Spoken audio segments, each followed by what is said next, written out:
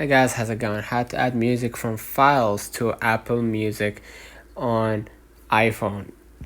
Here's a step-by-step guide on how to do it.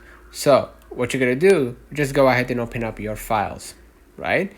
And then what you're gonna do, you're gonna just try to pin down your audio that you want to transfer. Let me restore that. Let me recover that.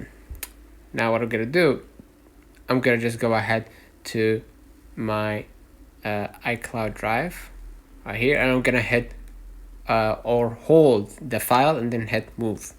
Okay, and I'm gonna select, of course, the iCloud drive. I already put it there, so hit move at the top right. Add your audio to your iCloud drive, and afterwards you're gonna see the the Mac screen appearing in front of you, right now, right?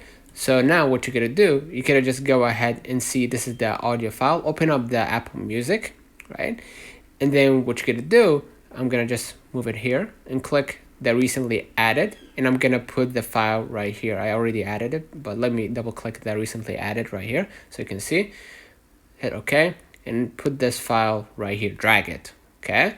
And now the file has been added to the Apple Music, and you can just hit play so you can test that out, okay?